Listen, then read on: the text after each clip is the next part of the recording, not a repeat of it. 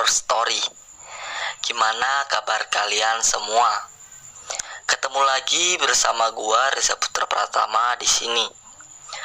Di cerita kali ini, gua akan membawakan cerita seram dari sobat horor kita yang bernama Imam Syahputra yang berada di salah satu thread di laman Twitternya.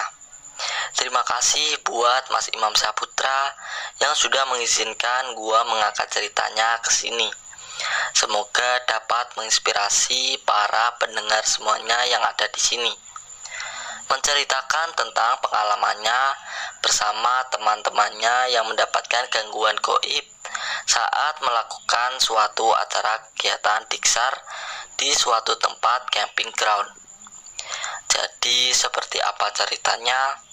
Sebelum gua mulai ke ceritanya, alangkah baiknya kalian subscribe dulu ke channel ini agar gua makin semangat lagi buat terus menghibur kalian dengan cerita-cerita sobat horor lainnya.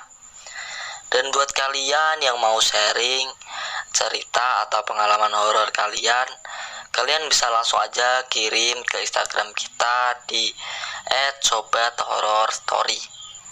Dan ya, siapin kopi dan cemilannya serta atur posisi ternyaman kalian. Matikan lampu kamar kalian. Kalau sudah siap, mari kita mulai ke ceritanya. Kisah nyata ini terjadi kurang lebih 2 tahun yang lalu.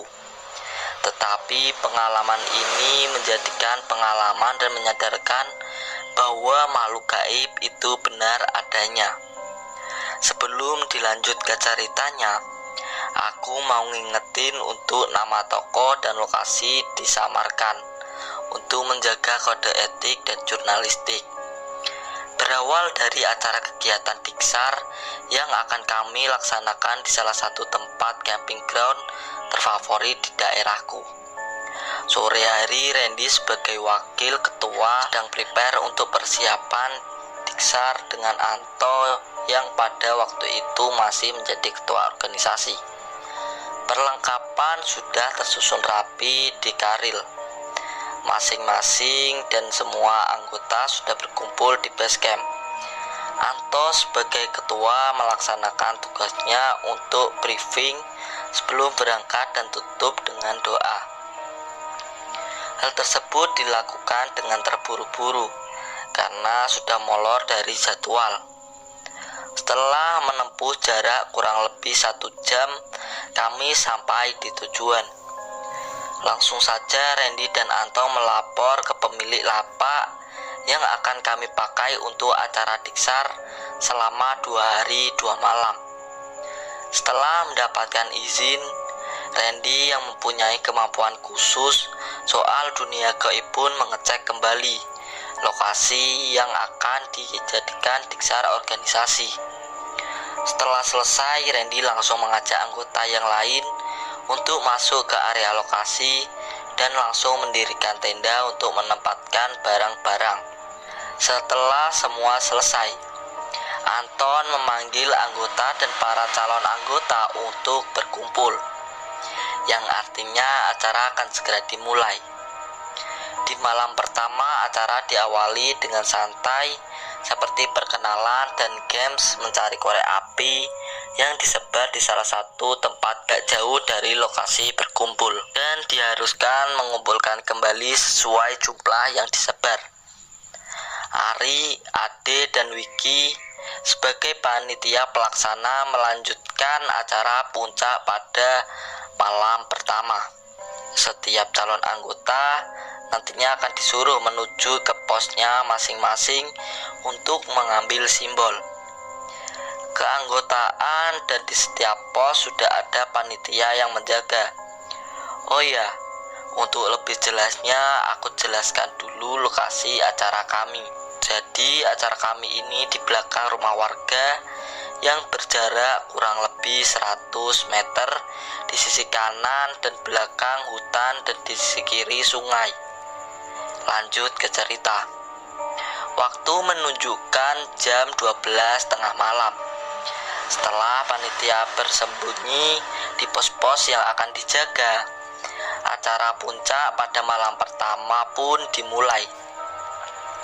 Satu persatu calon anggota disuruh menuju posnya sendirian dan langsung kembali ketika sudah mendapatkan simbol yang dicari.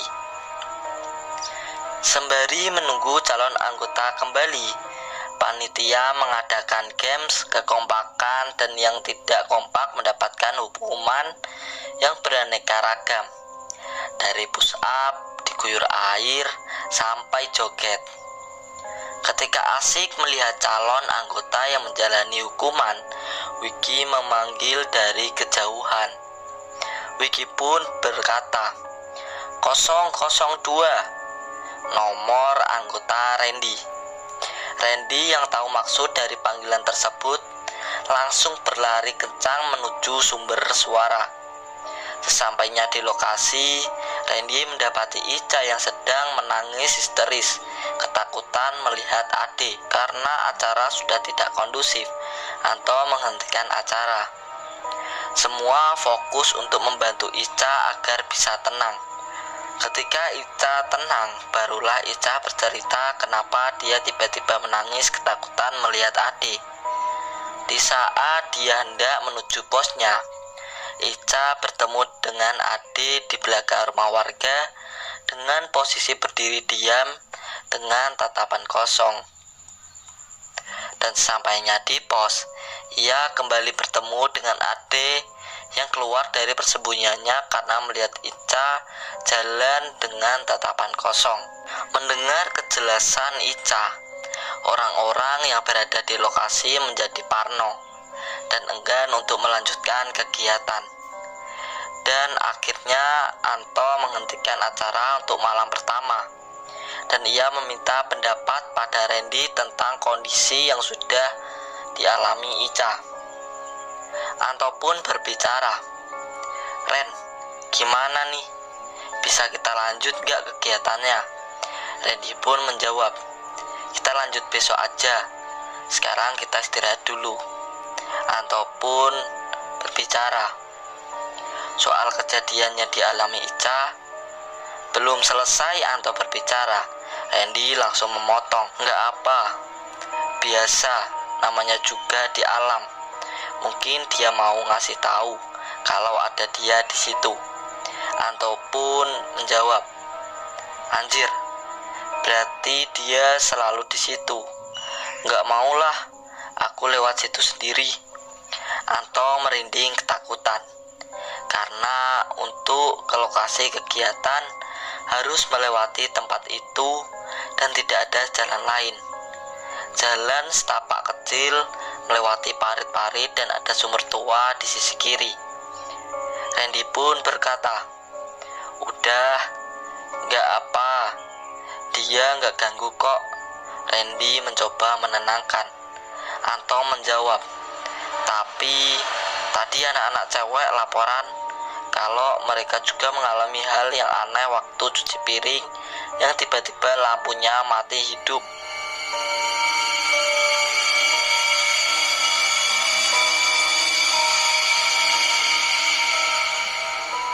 Mendengar laporan itu, Randy menyerengitkan alis seolah heran. Randy pun berkata, "Jahil juga ternyata mereka," seperti ngomong pada dirinya sendiri. Malam semakin dingin dan sepi. Semua anggota dan calon anggota pun beristirahat. Keesokan harinya kegiatan siang hari berjalan lancar tanpa kendala. Kegiatan siang hari diisi kegiatan santai seperti games dan diakhiri dengan mandi di sungai.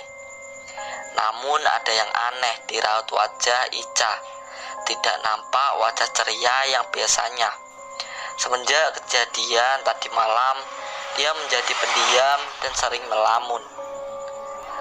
Hari sudah semakin sore, yang sebentar lagi akan berganti malam.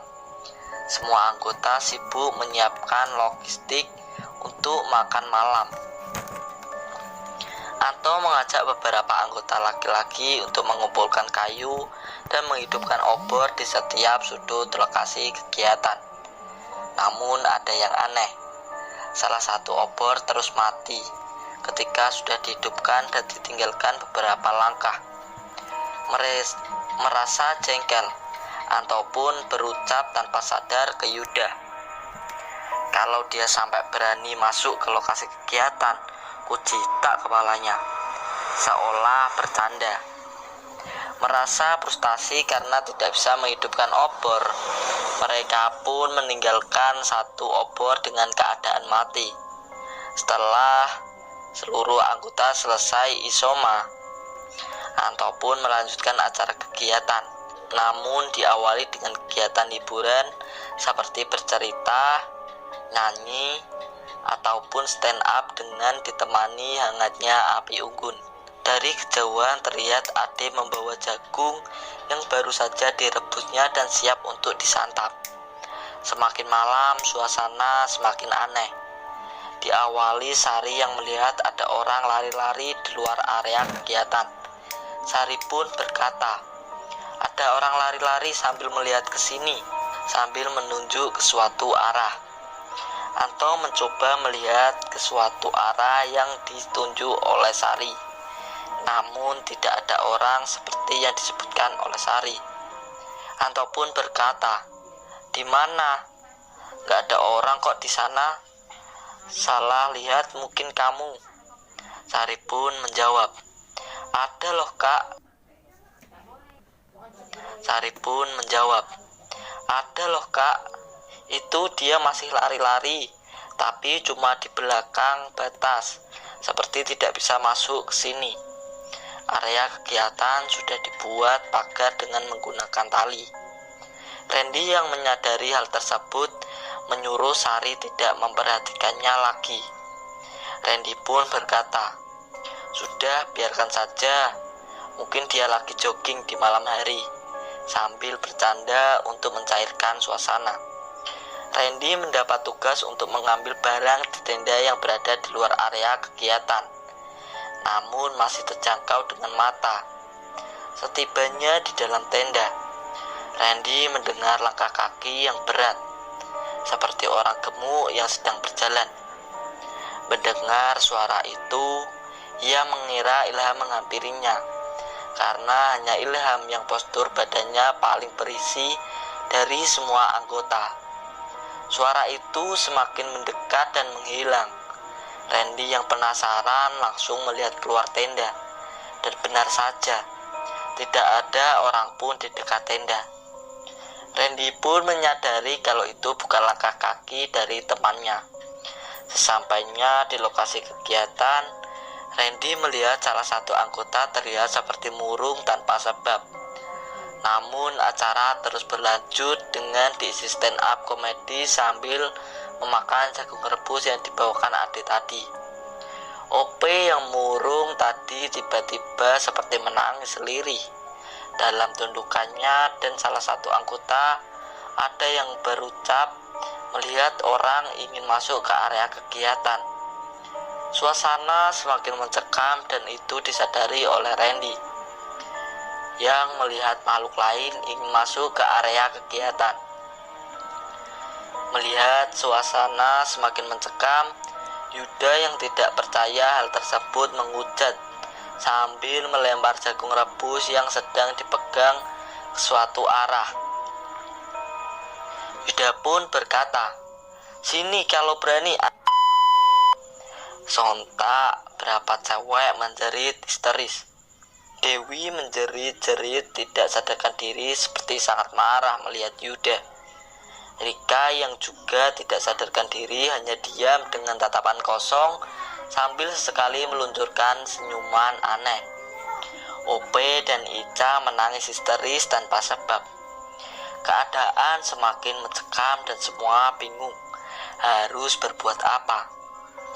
Melihat Dewi yang paling parah, Randy berinisiatif untuk membantu menyadarkan Dewi, dibantu dengan 4 anggota laki-laki untuk memegangi kedua kaki dan tangannya. Namun usaha yang dilakukan tidak berjalan dengan mudah. Keempat laki-laki tercampak karena dorongan Derry yang tiba-tiba punya kekuatan berlipat-lipat ganda. Tidak putus asa, Mereka mencoba lagi dan akhirnya Dewi tiba-tiba pingsan dan langsung saja membawa ke rumah pemilik lapak untuk menghindari hal yang tidak diinginkan. Namun tugas Randy belum selesai sampai di sini. Masih ada OP, Ica dan Rika yang belum sadarkan diri. Suasana malam yang dingin menjadi mencekam karena sesumbarnya salah satu anggota.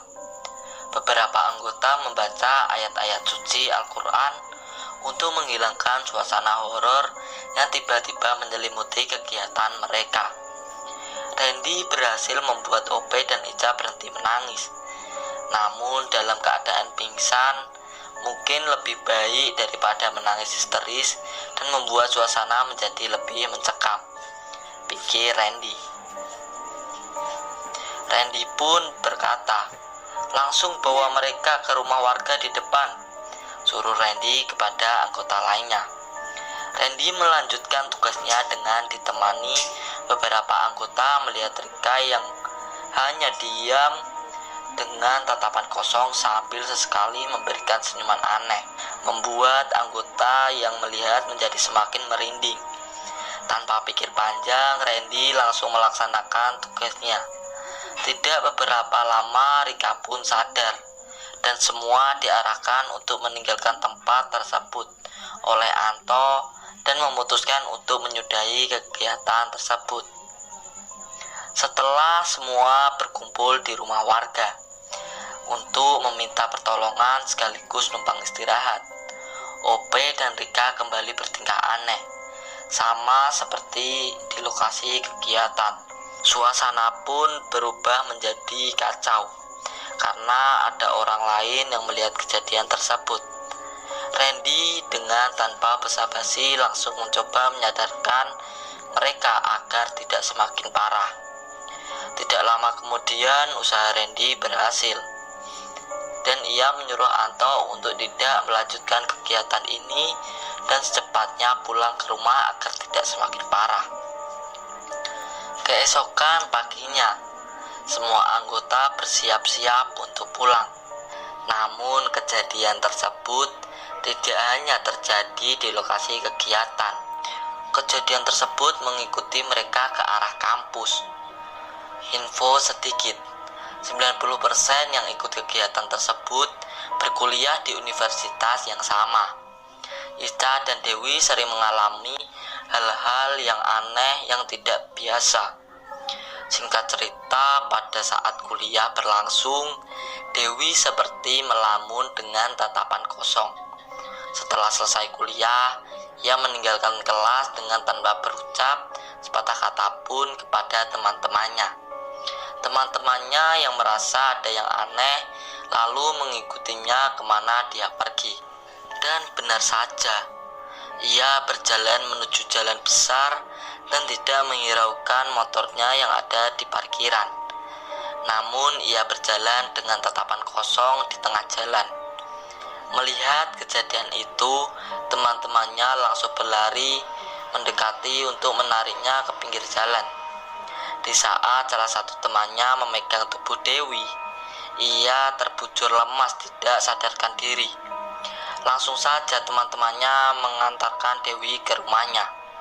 Dari beberapa orang yang mengalami kerasukan, hanya Dewi yang masih terus mengalami hal tersebut. Sampai akhirnya ia diajak temannya bertemu seorang ustadz untuk diruqyah. Setelah selesai diruqyah, ustadz tersebut menceritakan apa yang terjadi pada Dewi. Ustadz pun berkata, dia mau bawa cewek ini ke alamnya. Awalnya dia mau pakai tubuh ini untuk melampiaskan keamarahnya sama salah satu orang yang udah ngusik rumah mereka. Namun kemarahannya tidak terbalaskan. Sebagai gantinya, ia mulai membawa cewek ini untuk dijadikan budak di alam sana. Dari pengalaman ini, kita bisa mengambil pelajaran bahwasannya tidak boleh merasa angkuh dan sumebar, apalagi di alam bebas yang kita tidak pernah tahu ada apa di sana.